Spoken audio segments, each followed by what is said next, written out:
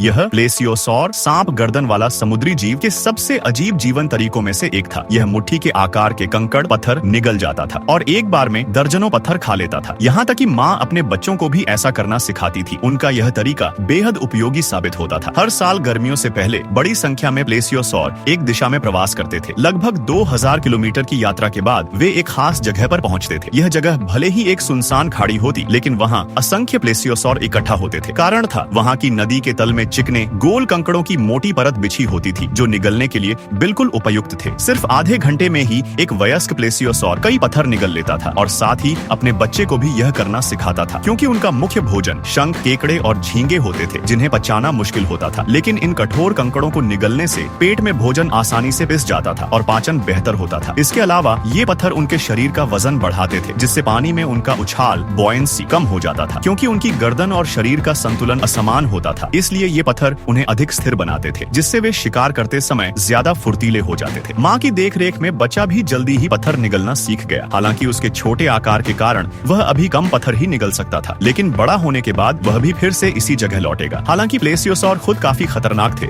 लेकिन उन्हें भी समुद्र में मौत का खतरा बना रहता था। जब वे वापस लौट रहे थे, तभी एक ताकतवर मोसासॉरस पहले से घात लगाकर बैठा था। जैसे ही कुछ प्लेसियोसॉर मछलियों के झुंड को देकर शिकार करने लगे, मोसासॉरस ने हमला करने का मौका पा लिया। प्लेसियोसॉर का मुंह बहुत ज्यादा खुल सकता था और वे तेजी से दौड़कर मछलियों को निगल लेते थे। लेकिन उसी समय समुद्र की गहराई में छिपा मोसासॉरस हरकत में आ गया। उसकी विशाल पूंछ उसके शरीर की आधी लंबाई जितनी होती थी और वह बेहद तेजी से अपने शिकार का पीछा कर सकता था। एक प्लेसियोसॉर कुछ समझ पाता, उससे पहले ही उसे पकड़कर पानी से बाहर खींच लिया गया और कुछ ही क्षणों में उसकी सांसें थम गईं। मोसासॉरस जैसे समुद्री राक्षस के सामने न सिर्फ प्लेसियोसॉर बल्कि ज्यादातर जीवों के बचने की कोई उम्मीद नहीं होती थी। लेकिन जब यह मोसासॉरस पेट भरकर आराम कर रहा था, तभी उस पर अचानक हमला हुआ। क्रिटेशियस पीरियड के समुद्र में मोसासॉरस का सबसे बड़ा दुश्मन उसका अपना ही प्रकार था। यह हमला करने वाला भी एक मोसासॉरस था, जो इस समृद्ध क्षेत्र पर कब्जा करना चाहता था। अपनी ही जाति होने के बावजूद बेहतर इलाके के लिए ये एक दूसरे को मारने से नहीं हिचकते थे। हालांकि यह हमला करने वाला अपेक्षाकृत युवा और अनुभवहीन था। थोड़ी देर की लड़ाई के बाद क्षेत्र का मालिक मोसासॉरस पानी की सतह पर आया, सांस ली और फिर अपने प्रतिद्वंद्वी को कसकर पकड़ लिया। उसने पूरी ताकत से उसे गहरे समुद्र में खींच लिया। ऑक्सीजन की कमी से हमला करने वाला धीरे धीरे बेहोश हो गया। आखिरकार क्षेत्र का असली मालिक इस लड़ाई में जीत गया। अब जब उसके लिए कोई प्रतिद्वंद्वी नहीं बचा था, वह फिर से गुजरने वाले प्लेसियोसॉर पर हमला करने के लिए तैयार था।